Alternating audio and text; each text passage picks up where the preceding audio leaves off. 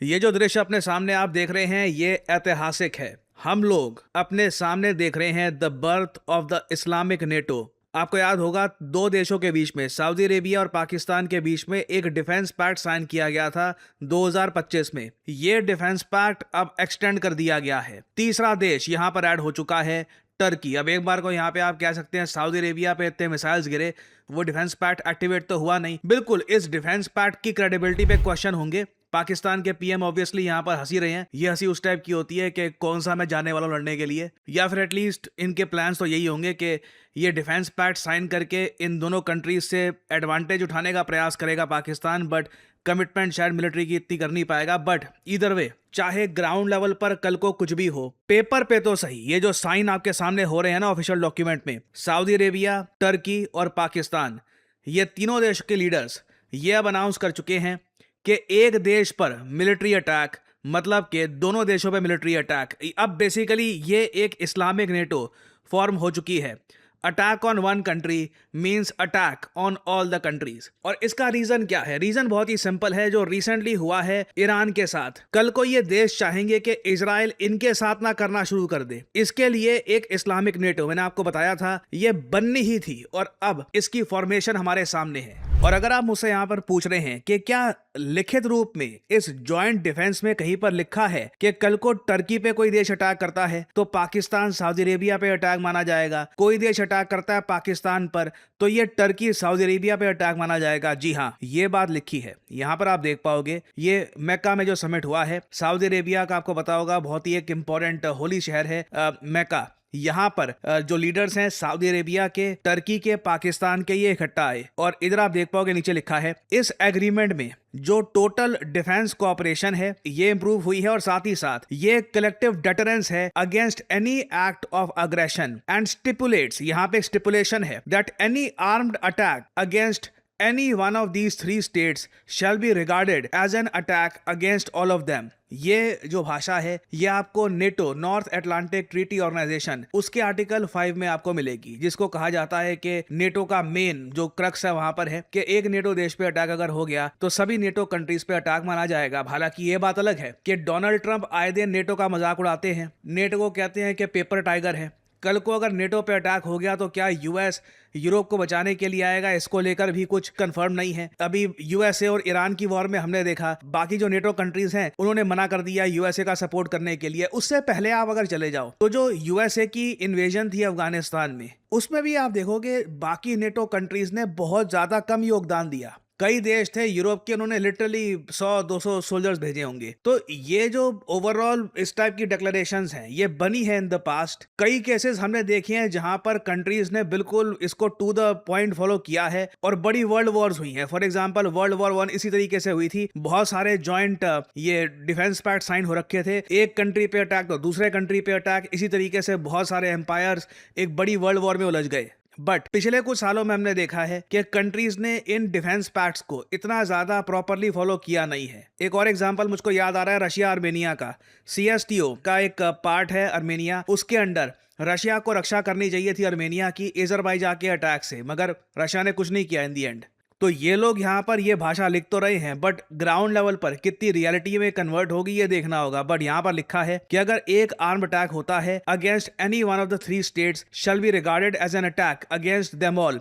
It further provides for enhancement of all aspects of defense cooperation among 3 states। इससे देखिए पाकिस्तान की military को सबसे ज्यादा उम्मीद तो ये होगी कि इनको डिफेंस एक्सपेंडिचर के लिए सऊदी अरेबिया का पैसा आएगा। सऊदी अरेबिया ऑब्वियसली अपनी पॉपुलेशन तो ऑफर करेगा नहीं, अपने सोल्जर्स तो ऑफर करेगा नहीं, मेन यहां से आएगा पैसा। और अगर यहां पे आप सोच रहे हैं कि इजराइल को उम्मीद नहीं थी कि ये सब हो जाएगा, देखिए पर्सनली मेरा ये मानना है कि बेंजामिन नेतन्याहू पाकिस्तान को लेकर उतने अग्रेसिव नहीं है जितना परहैप्स उनको होना चाहिए था। एक और लीडर है इजराइल में, नफ्ताली बेनेट। ये इजराइल के पीएम बने थे कुछ समय के लिए, आज से कुछ साल पहले, और perhaps in the future Netanyahu को यही रिप्लेस करने वाले हैं। नेतन्याहू के ये बहुत बड़े आलोचक भी हैं। इन्होंने वार्निंग दी थी कि ये सब जो काम हो रहा है ये कर रहा है टर्की। इसके पीछे जो भी ये टेक्स्ट आपको दिख रहा है, जो ये विजुअल्स आपको दिख रहे हैं, इसके पीछे पाकिस्तान नहीं है। मेन जो आर्किटेक्ट है इस सब का ये टर्की है। ये एक बहुत ही इंपॉर्टेंट क्लिप मैं आपको दिखाने वाला हूँ। ये क्लिप एक्चुअली मुझे याद आ रहा है मैंने आपको पहले भी दिखाई है, या तो वीडियो फॉर्म में या फिर एक शॉर्ट में, बट यहाँ पर आप देख पाओगे इजराइल की ऑपोजिशन पार्टी भी कैसी है। क्लियर अंडरस्टैंडिंग के देश के सामने खतरा क्या है, और इसलिए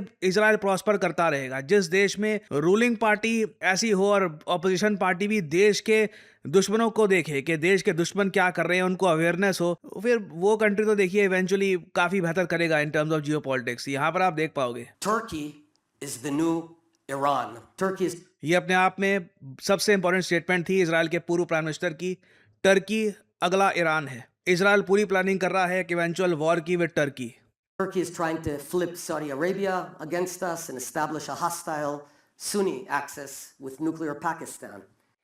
यहाँ पे आपने सुना, टर्की कोशिश कर रहा है कि सऊदी अरेबिया इजराइल के अगेंस्ट हो जाए और ये एक सुन्नी एक्सेस क्रिएट करना चाहते हैं विद न्यूक्लियर पाकिस्तान। ये चीज इजराइल साफ साफ देख पा रहा है। और पर्सनली आप अगर मुझसे पूछें, इस सब का इम्पैक्ट भारत पे सिंपली ये होने वाला है कि कल को अगर हम एक बड़ा मिलिट्री ऑपरेशन करना चाहते हैं अगेंस्ट पाकिस्तान, हमें बाकी पार्टी से बातचीत करनी होगी कि देखिए हम बस आतंकवादी मार रहे हैं, हम पाकिस्तानी स्टेट पे अटैक नहीं कर रहे। और इवन देन एक हमेशा मैं कहूँगा कॉम्प्लिकेशन हमेशा रहेगी कि टर्की और सऊदी अरेबिया भी इस वॉर में ना कूद जाएं।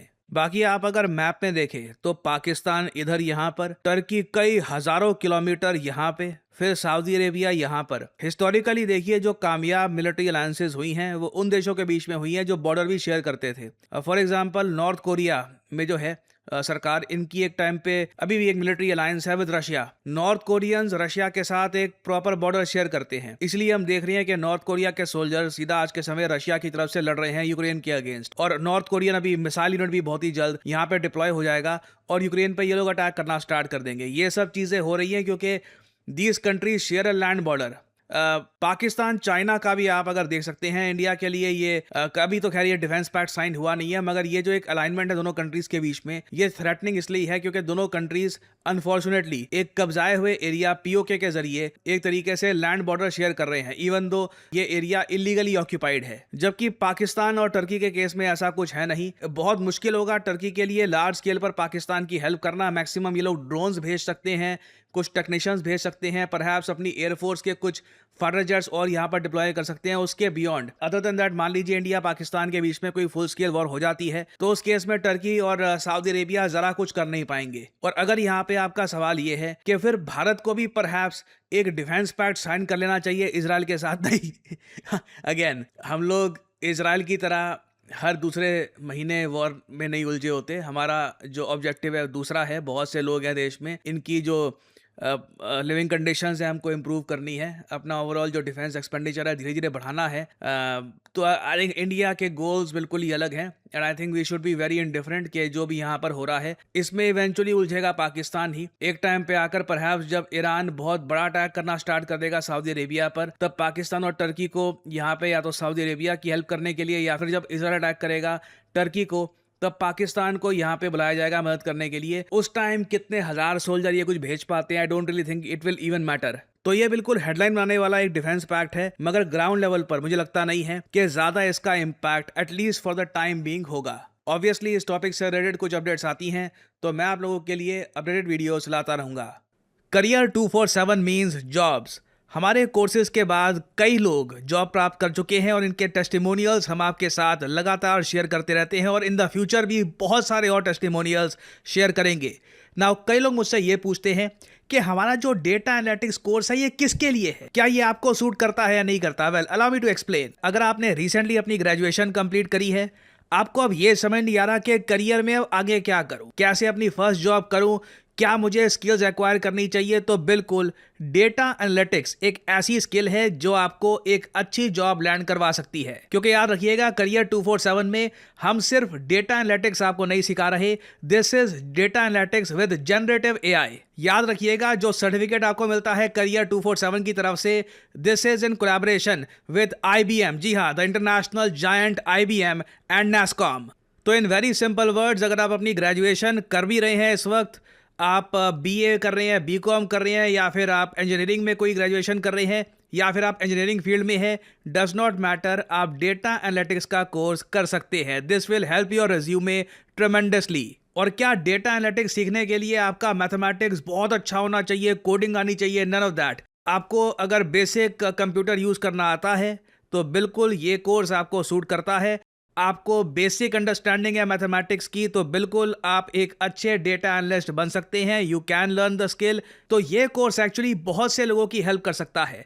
चाहे आपकी जॉब ऑलरेडी लग चुकी है, आप खुद को अपस्किल करना चाहते हैं प्रमोशन के लिए या फिर एक बेहतर अपॉर्चुनिटी के लिए किसी और कंपनी में, आप स्टार्टर हैं, पहली जॉब की तलाश कर रहे हैं, for pretty much everyone career 247 data analyst course is a great option. क्योंकि यहाँ पर कोर्स कंप्लीशन के बाद आपको अपना रेज्यूमे कैसे बिल्ड करना है, हम वहाँ पर भी आपकी हेल्प करेंगे, मॉक इंटरव्यूज़ में हेल्प करेंगे, इंटरव्यू प्रिपरेशन आपको देंगे, गिटहब पोर्टफोलियो कैसे आपको बनाना है ये आपको बताया जाएगा। तो आप अगर अपनी जर्नी स्टार्ट करना चाहते हैं in the field of data analytics तो बिल्कुल ज्वाइन करिए ये programme.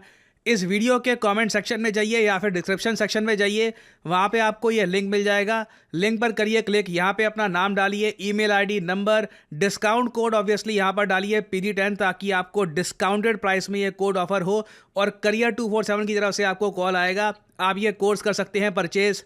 The whole process is very smooth and very easy और आपकी लाइव क्लासेज शुरू हो जाएंगी।